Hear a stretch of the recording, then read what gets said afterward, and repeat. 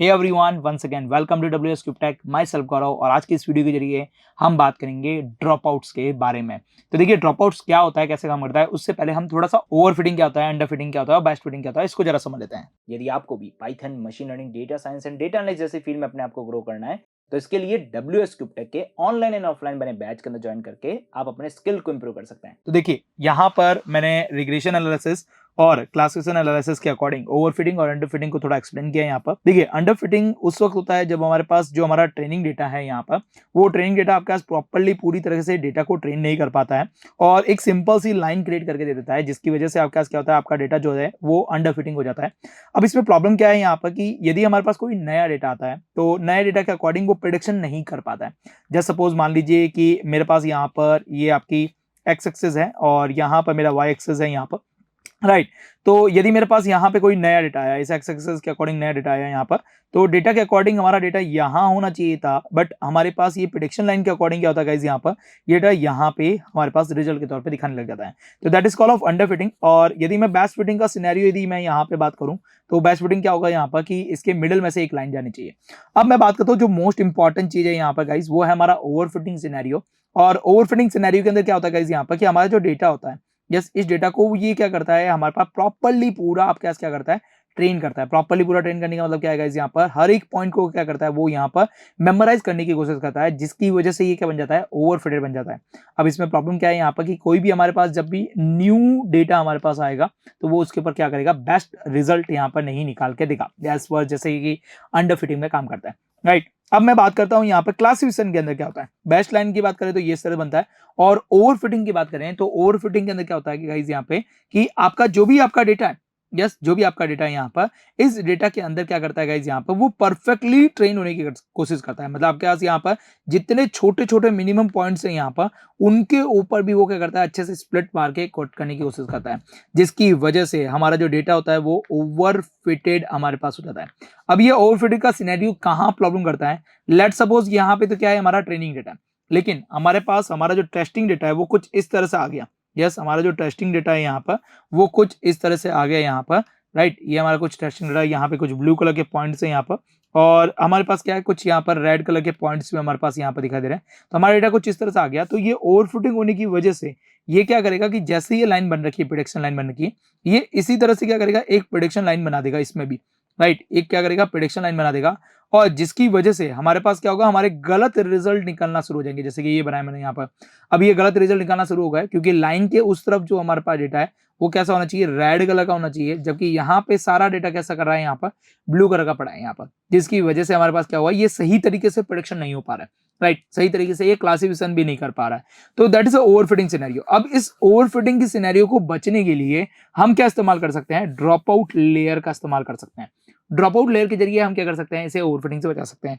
अब ये drop out layer कैसे काम करती है, जरा इसको समझते हैं। यहाँ पर देखिए, जब भी हम हमारे न्यूरल नेटवर्क को ट्रेन करते हैं तो न्यूरल नेटवर्क में क्या होता है कि हमारा स्टैंडर्ड न्यूरल नेटवर्क जो होता है वो कुछ इस तरह से बनता है, जहां पे हमारे पास क्या होता है, हमारे सबसे पहले हमारे पास जो भी हमारे इनपुट लेयर होती है वो आपके पास काम आती है यहाँ पर। फिर उसके बाद आपके पास क्या होती है गाइस, यहाँ पर हमारी हिडन लेयर आती है। फिर हमारी दूसरी आपकी जितनी भी आपको हिडन लेयर लगानी है वो हिडन लेयर लगा सकते हैं यहाँ पर, राइट। क्या लगा सकते हैं, हिडन लेयर लगा सकते हैं यहाँ पर। और देन उसके बाद में हमारा जो आउटपुट लेयर है वो हमें देखने मिलती है। लेकिन ड्रॉप आउट लेयर के अंदर क्या किया जाता है गाइस, यहाँ पर कि हमारे जो हिडन लेयर है यहाँ पर, इन हिडन लेयर के अंदर जो भी हमारी हिडन लेयर है, ये भी हमारी हिडन लेयर ही है यहाँ पर, राइट। इन हिडन लेयर के अंदर हम क्या करते हैं, हमारे कुछ नोड्स को ड्रॉप आउट कर देते हैं। अब ये ड्रॉप आउट करने का रीजन क्या है, यहाँ पर बहुत ही सिंपल सा रीजन है कि जब भी हम हमारे न्यूरल नेटवर्क लेते हैं, मतलब हमारा बेसिक न्यूरल नेटवर्क लेते हैं यहाँ पर, तो बेसिक न्यूरल नेटवर्क के अंदर होता क्या है यहाँ पर कि जो भी हमारे नोड्स हैं यहाँ पर, जस्ट सपोज ये हमारा नोड्स है, राइट। जस्ट सपोज करते हैं यहाँ पर कि ये हमारा क्या है, नोड्स है यहाँ पर। तो गाइज यहाँ पर ये जो ओवर फिटिंग का आप सिनेरियो देख रहे हैं, जिसके अंदर क्या हो रहा है, आपके पास बहुत ही अच्छे तरीके से ट्रेंड हो रहा है। इसके अंदर होता क्या है कि आपके पास जो भी आपके नोड्स है, जैसे मान लीजिए ये एक नोड्स हो गया, राइट, एक आपका ये एक नोड्स हो गया यहाँ पे आपका। तो ये क्या करते हैं, ये आपके पास क्या होता है, बहुत ही ज्यादा अच्छे तरीके से ट्रेंड हो जाते हैं। मतलब आपके पास यहाँ पे ये जो नोड्स हैं यहाँ पर, ये अच्छे तरीके से ट्रेंड नहीं हो पाते हैं, और जितना भी हमारा इनपुट डेटा है वो सारा का सारा जो डेटा है यहाँ पर वो इनको ही मिल जाता है, और बाकी जो नोड्स हैं यहाँ पर इनको अच्छे तरीके से डेटा नहीं मिल पाता है। यस, काफ़ी केसेज़ में ये होता है। काफ़ी केसेज़ में ये होता है कि आपके पास यहाँ पे क्या होता है कि किसी पर्टिकुलर एक नोड के अंदर ही सारे इनपुट्स जो होते हैं यहाँ पर, वो अच्छे तरीके से आपके पास डेटा दे देता है। या फिर आपके पास कुछ जो है यहाँ पर अच्छे जो डेटा है यहाँ पर, वो ही इसी के पास जाते हैं, वो अच्छे से उसको ट्रेन नहीं कर पाते हैं।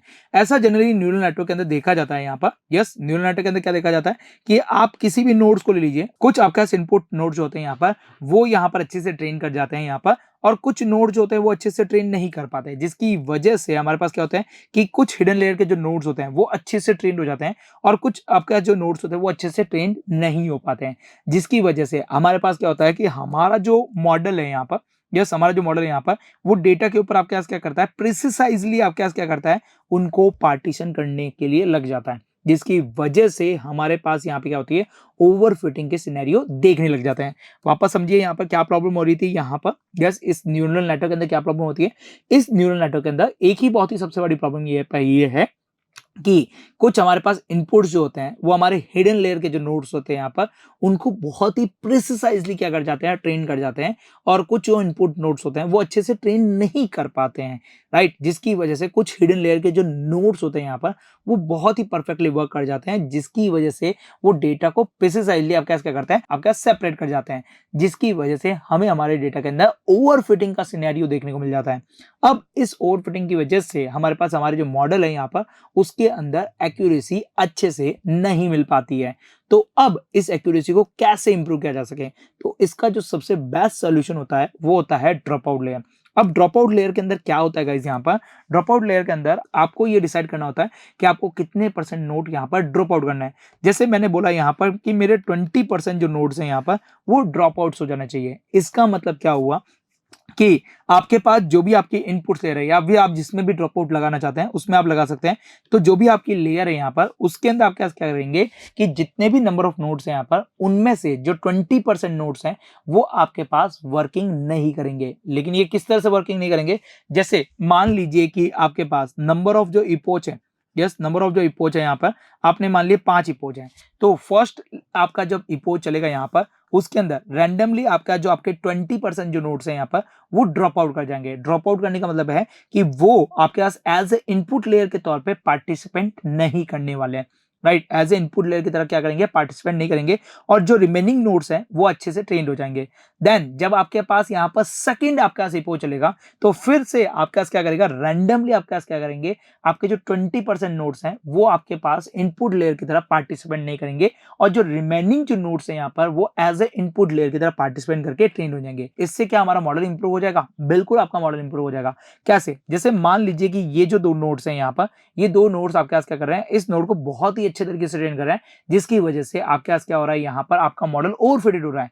लेकिन जब आपने यहाँ पे ड्रॉप आउट लगा रखा है यहाँ पर, तो ड्रॉप आउट लगाने के अंदर कोई एक ऐसी आपके पास इपोच आएगा जिसके अंदर ये जो 2 नोड्स हैं यहाँ पर, ये आपके पास वर्किंग नहीं करेंगे। तो जो रिमेनिंग जो नोड्स हैं यहाँ पर, वो अच्छे तरीके से एज ए इनपुट के तौर पे वर्क करेंगे, जिसकी वजह से ये जो नोड्स हैं यहाँ पर, इन नोड्स के ऊपर भी अच्छे से ट्रेंड हो पाएगा, और इन नोड्स के ऊपर आपके पास ज्यादा डिपेंडेंट नहीं हो पाएगा। तो हमारा जो मॉडल है वो ओवरफिटिंग के सिनेरियो से क्या होगा, बच जाएगा। तो बेसिकली गाइस यहाँ पे क्या हो रहा है कि जब भी आप यहाँ पर क्या कर रहे हैं, आपको लगता है कि आपका डेटा ओवरफिटेड होने जा रहा है, तो आप ड्रॉप आउट का इस्तेमाल कर सकते हैं। ड्रॉप आउट के अंदर जितने परसेंट आप डेटा देंगे, उतने परसेंट के हिसाब से आपके पास जो भी आपका इनपुट लेयर नोड्स है यहाँ पर, उनमें से रैंडमली, यस, मैं यहाँ पे एक वर्ड बोल रहा हूँ, रैंडमली आपके पास क्या होगा, आपके जो नोड्स हैं वो आपके पास क्या हो जाएंगे, ड्रॉप आउट हो जाएंगे।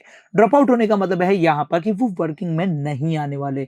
लेकिन यहाँ पे डिपेंड करेगा नंबर ऑफ इपोच के ऊपर। जैसे जैसे नंबर ऑफ इपोच आगे बढ़ेंगे, उनमें से आपके पास क्या होंगे, कुछ कुछ नोड्स आपके पास रैंडमली आपके पास क्या होंगे, आपके पास ड्रॉप आउट होते रहेंगे, और आपका मॉडल यहाँ पर ट्रेंड हो जाएगा, जिसकी वजह से आपके पास क्या होगा, आपका जो मॉडल है वो ओवरफिटिंग से बच जाएगा। इसका एक बेस्ट एग्जांपल ये है कि रैंडम फॉरेस्ट आपने सब लोगों ने पढ़ा होगा। यस, जब आपने मशीन लर्निंग डिस्कस की होगी, तब आपने यहाँ पर रैंडम फॉरेस्ट भी पढ़ा होगा।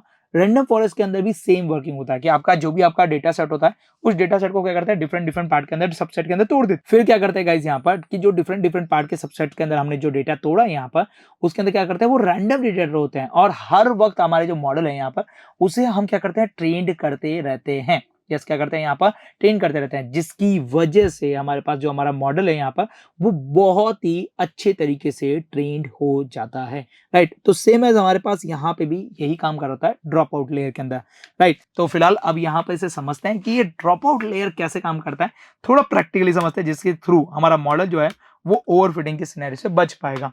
चलिए, तो देखिए यहाँ पे हमने हमारा जो मॉडल है पहले बना रखा था, वही हमने वापस इस्तेमाल किया यहाँ पर। देखिए पहले जो हमारी एक्यूरेसी थी वो हमारे पास कितनी आ रही है, 78.9 आ रही है और 79.81 आ रही है यहाँ पर। लेकिन हम यहाँ पे क्या करेंगे, ड्रॉप आउट लेयर का इस्तेमाल करेंगे, जिससे हमारे मॉडल की एक्यूरेसी के अंदर इंप्रूवमेंट आएगा और इसके साथ साथ ओवरफिटिंग का जो सिनेरियो है वो भी दूर हो जाएगा। तो चलिए अब इसे रन करते हैं यहाँ पर और चेक करते हैं कैसे वर्क करेगा। तो सबसे पहले जो हमारी रिक्वायर्ड लाइब्रेरी है उसे हम क्या कर रहे हैं, इंपोर्ट कर रहे हैं। उसके बाद हमारा जो डेटा सेट है उसे लोड करते हैं यहाँ पर, राइट। उसके बाद हम टेंसरफ्लो को लोड करते हैं एंड देन बैच नॉर्मलाइजेशन को यहाँ पर लोड करते हैं यहाँ पर। उसके बाद एएनएन के मॉडल को लोड करते हैं और उसके बाद हमने हमारे मॉडल को लोड किया यहाँ पर, राइट। और चेक करते हैं कि हमारे मॉडल की एक्यूरेसी कितनी होती है। अभी मैंने कोई ड्रॉप आउट लेयर का इस्तेमाल नहीं किया है फिलहाल यहाँ पर, राइट। और कोई ड्रॉप आउट लेयर का इस्तेमाल करे बिना ही हम यहाँ पर हमारे मॉडल की एक्यूरेसी देखें तो हमारा मॉडल जो है यहाँ पर 40 टाइम ट्रेंड हो चुका है यहाँ पर। और एक्यूरेसी देखने पर हमें क्या मिल रही है यहाँ पर 84 जो है हमारी वो ट्रेनिंग की एक्यूरेसी देखने को मिली है। और जो टेस्टिंग ट्रेनिंग की एक्यूरेसी देखेंगे तो 85 है यहाँ पर, और टेस्टिंग की एक्यूरेसी देखेंगे तो आपके पास कहती है 84.15 आपके पास एक्यूरेसी दिख रही है, राइट। अब हम लगाते हैं हमारा ड्रॉप आउट लेयर, जिससे हम हमारी मॉडल की एक्यूरेसी को इंप्रूव कर सकें। तो अब ये ड्रॉप आउट लेयर कैसे लगता है यहाँ पर, तो इसके लिए आपको क्या करना पड़ेगा गाइस, यहाँ पर केरास के अंदर जाना पड़ेगा, यहाँ पे इंपोर्ट करना पड़ेगा डेंस लेयर को। डेंस लेयर के अंदर जाके आपको यहाँ पे कॉल करना है किसे, ड्रॉप आउट लेयर को। यस आपको इसे कॉल करना है, ड्रॉप आउट लेयर को कॉल करना है। ये क्या करेगा, आपके इनपुट्स लेयर के अंदर जो आपके नोट्स आ रहे हैं यहाँ पर, उन नोट्स को हम क्या करेंगे, ड्रॉप आउट करेंगे। आप यहाँ पे क्या कर सकते हैं, हिडन लेयर के अंदर भी इसे लगा सकते हैं। तो चलिए इसे लगाते हैं यहाँ पर। तो देखिए मैं यहाँ पे क्या कर रहा हूँ कि हमारे जो ये नोट्स आ रहे हैं, 2 नोट्स आ रहे हैं यहाँ पर, इसके अंदर 4 नोट्स आ रहे हैं, इसके अंदर हमारे पास कितने आ रहे हैं, 6 नोट्स आ रहे हैं। तो सबसे पहले मैं यहाँ पे क्या कर रहा हूँ, ड्रॉप आउट लेयर लगाता हूँ। ड्रॉप आउट लेयर लगाने के लिए आप एनएन डॉट यहाँ पे क्या कर सकते हैं, ऐड को कॉल कर सकते हैं। यस एनएन डॉट क्या करेंगे, यहाँ पर ऐड को कॉल करेंगे यहाँ पर, ताकि हम क्या कर सकें, नोड को लगा सकें। तो मैंने ऐड को लगाया, ऐड को लगाने के बाद में मैं यहाँ पे क्या कर रहा हूँ, ड्रॉप आउट को कॉल कर रहा हूँ। अब ड्रॉप आउट को कॉल करने के बाद में मुझे कितने % ड्रॉप आउट करना है वो मुझे बताना पड़ेगा। तो जैसा कि मैं यहाँ पर 0.5 मतलब मैं 50% ड्रॉप आउट कर रहा हूँ यहाँ पर लेयर को, राइट। सेम एज मैं यहाँ पे क्या कर रहा हूँ, इसके अंदर भी ड्रॉप आउट कर रहा हूँ और सेम एज मैं क्या कर रहा हूँ, यहाँ पर इसके अंदर भी ड्रॉप आउट कर रहा हूँ। अब आउटपुट लेयर के अंदर ड्रॉप आउट मत कर दीजिएगा, क्योंकि आउटपुट लेयर आपके पास एक है तो एक ही रहेगा। चलिए अब हम इसे क्या करते हैं, रन करते हैं, फिर हमारे मॉडल को कंपाइल करते हैं और मॉडल को फिट करते हैं और देखते हैं हमारी एक्यूरेसी के अंदर कितना इंप्रूवमेंट आया है और हम लॉसेस से कितना बच पा रहे हैं यहाँ पर। तो यहाँ पर एक्यूरेसी आप देखेंगे तो एक्यूरेसी अभी हमारे पास फिक्स चल रही है। एक्यूरेसी के अंदर कोई भी फिलहाल अभी कोई चेंजेस नहीं देखने को मिला है यहाँ पर ड्रॉप आउट लेयर लगाने के बाद भी, राइट। और अभी हम यहाँ पर फिट प्रेडिक्ट लगाएंगे और फिट प्रेडिक्ट लगाने के बाद में अब मैं यहाँ पे हमारी एक्यूरेसी को है उसको चेक करूंगा और चेक करने के बाद देखूंगा यहाँ पर कि हमारे आपके पास ओवर फिटिंग से दूर हुआ है या नहीं हुआ है।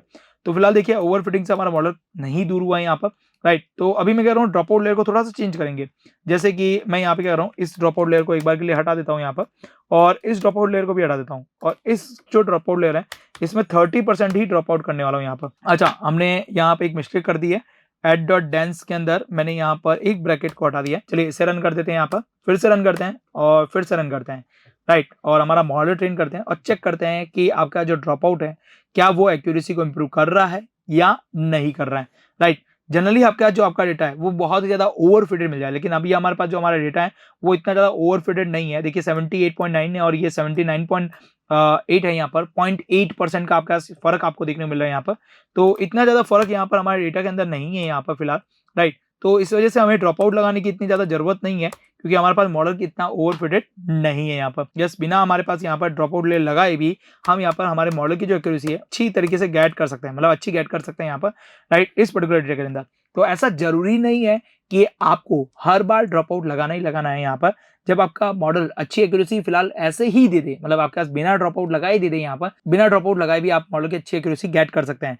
लेकिन यदि आपको लगे कभी कि आपका जो मॉडल है वो ओवर फिटेड हो रहा है यहाँ पर, तब आपको क्या करना है, ड्रॉप आउट लेयर का इस्तेमाल करना है और ड्रॉप आउट लेयर का इस्तेमाल करते हुए आप अपने मॉडल को इंप्रूवमेंट कर सकते हैं। उसके लिए आपको क्या करना पड़ेगा गाइस, यहाँ पर उसके लिए आपको केरास में जाना पड़ेगा, लेयर्स में जाना पड़ेगा और वहां से आपको ड्रॉप आउट को कॉल करना पड़ेगा। फिर आप यहाँ पर एक लेयर को ऐड कर सकते हैं जहाँ पे आप ड्रॉप आउट लिख के जितने % का आपको ड्रॉप आउट देना है वो आप ड्रॉप आउट दे सकते हैं। ड्रॉप आउट का मेन काम क्या होता है कि जो भी आपके इनपुट्स नोड होते हैं, चाहे वो आपके हिडन लेयर के इनपुट्स नोड बने यहाँ पर या हिडन लेयर अगले हिडन लेयर के इनपुट नोड बने, इनके अंदर हमारे पास क्या होता है, मॉडल बहुत ज्यादा ओवरफिटेड होने लग जाता है। तो इस ओवरफिटिंग से बचने के लिए, इस ओवरफिटिंग से बचने के लिए हम क्या करते हैं, यहाँ पर हमारे डेटा के अंदर कुछ नोड्स को हम ड्रॉप आउट कर देते हैं, मतलब हटा देते हैं, जिसकी वजह से हमारा जो यहाँ पे मॉडल है वो ओवरफिटिंग से बच जाता है। राइट, तो इस तरह से आप क्या कर सकते हैं, ड्रॉप आउट का इस्तेमाल कर सकते हैं अपने मॉडल की एक्यूरेसी को इंप्रूव करने के लिए और ओवरफिटिंग से बचाने के लिए। फिलहाल आज की वीडियो के लिए बस इतना ही रखेंगे, मिलते हैं हमारी अगली वीडियो के साथ। तब तक आप हमारे साथ यूं ही बने रहिए। Till then good bye.